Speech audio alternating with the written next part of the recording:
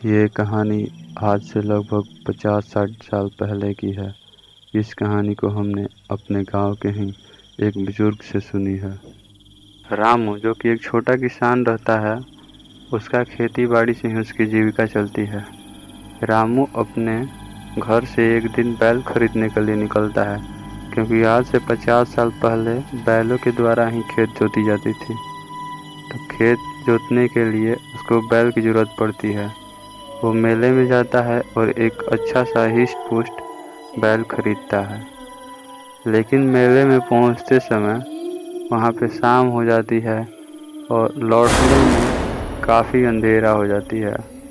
दिक्कत की बात ये होती है कि उसके गांव के रास्ते में एक नदी पड़ती है और रात का समय होने के कारण वो नदी पार करने में हिचकिचाता है।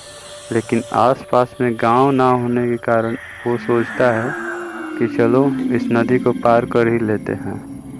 वो आगे बढ़ता है और नदी पार करने की कोशिश करता है, लेकिन जो उसका बैल है वो नदी में घुसने से इनकार करता है और वो घुसता ही नहीं है।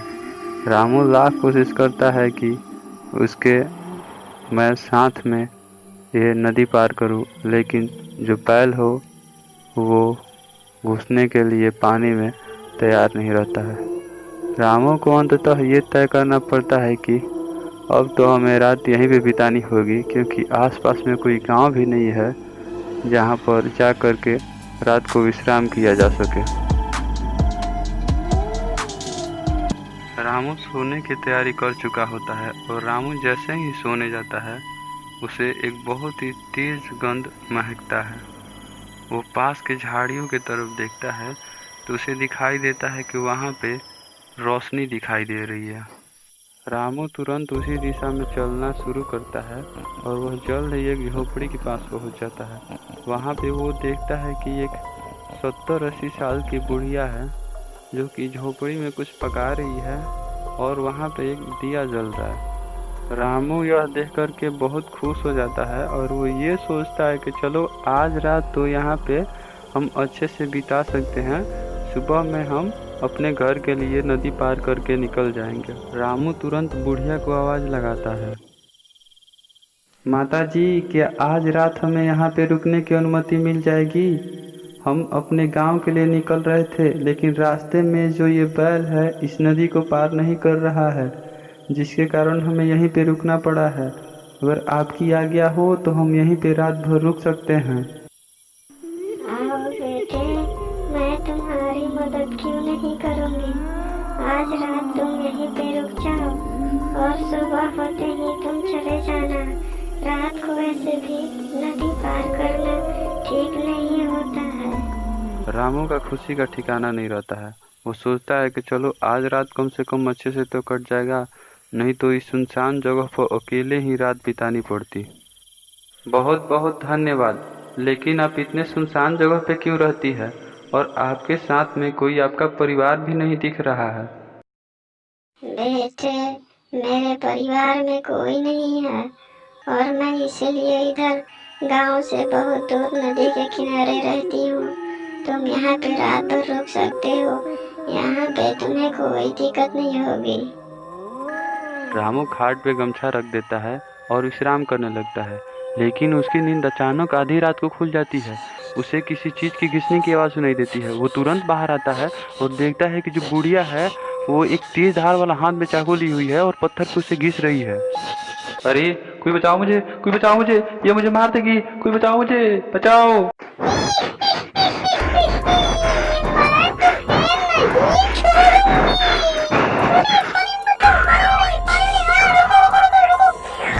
रामू जैसे तैसे करते हुए अपनी जान बचाने के लिए नदी के किनारे तक भागता है और चुड़ैल उसके पीछे पीछे तेज धार वाला चाकू लेकर के दौड़ती है।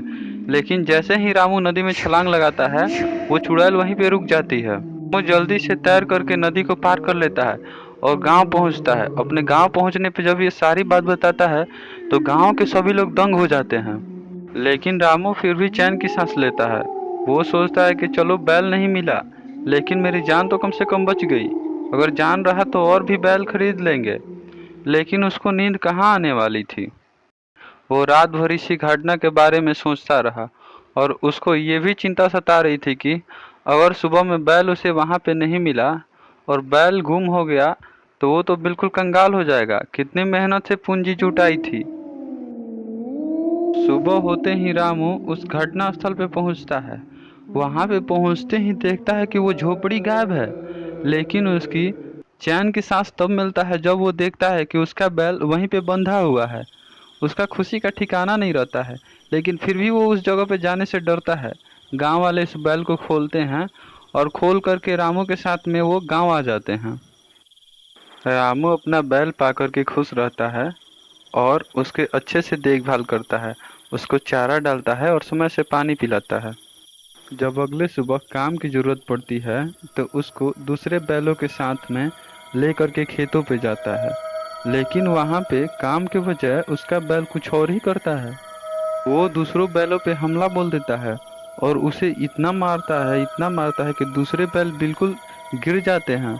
रामू यह देख करके चकित हो जाता है और सोचता है कि ये कैसा बैल है, ये काम करने के बजाय दूसरे बैलों पे हमला बोल रहा है। वो बैल बिल्कुल भी काम नहीं करना चाहता था। जैसे तैसे करके रामू फिर भी उससे काम लेता था, लेकिन रोज रोज का उसका ये नाटक देख करके रोज रोज वो किसी बैल को मारता रहता था। इससे वो परेशान हो चुका था और उसको बेचने का फैसला करता है। रामू इससे बहुत दुखी होता है और अपने बगल वाले ही एक गांव में एक धनवान व्यक्ति को अपने बैल को बेच देता है। रामू इन सभी घटनाओं से बहुत दुखी रहता है, लेकिन उसका दुख और बढ़ जाता है जब वो देखता है कि उसके खुट्टे पे वो बैल बंधा हुआ है। वो देख करके वो दंग हो जाता है कि इस बैल को कौन लाया। रामू अभी कुछ सोच ही पाता, तब तक वो सेठ आ जाते हैं और पूछते हैं, रामू तुमने वो बैल देखा है क्या? कल शाम से ही वो गायब है। सेठ जी ये तो मेरे खुट्टे पे बंधा हुआ है और ये मेरे खुट्टे पे कैसे है ये मुझे समझ में नहीं आ रहा है। चोरी करते हो? अच्छा हुआ कि मैं यहाँ पे आ गया, नहीं तो मुझे पता ही नहीं चलता। और मुझे उल्लू समझे हो जो मुझे चरा रहे हो कि ये पता नहीं कैसे आ गया। तुमने बांधे है तो तभी तो है यहाँ पे। सेठ उस बैल को रामू के पास ही छोड़ देते हैं और कहते हैं कि मेरे पैसे वापस कर दो और अपना बैल अपने पास ही रखो। रामू को पैसा वापस करना पड़ता है। रामू समझ गया कि ये चाल सेठ की ही होगी। उसको ये बैल पसंद नहीं आ रहा होगा, तो उसने सोचा होगा कि रामू के द्वार पे ही इसको बांध दिया जाए ताकि उससे पैसे लेने में आसानी होगी और उस पर चोरी का इल्ज़ाम लगा दिया जाएगा। वो सोचता है कि चलो इससे कुछ दिन और काम लिया जाएगा, बाद में मेला लगने वाला है वहीं पे इस बैल को ले जा करके बेच दिया जाएगा।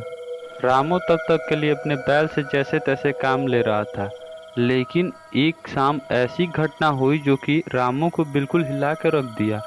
रामू जब खेतों की तरफ से लौट रहा था अपने बैल को लेकर के, तो उसने देखा कि उसका बैल गायब हो गया और जो नदी के किनारे जो चुड़ैल देखा था उसी का रूप ले लिया है।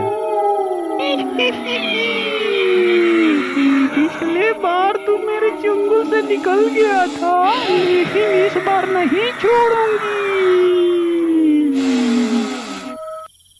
तो रामू के साथ अब तक ये घटनाएं हो चुकी थी। दोस्तों अगर आपको वीडियो अच्छा लगा होगा तो कमेंट सेक्शन में बताएं ताकि मैं इसका सेकंड पार्ट लेकर के आऊँ।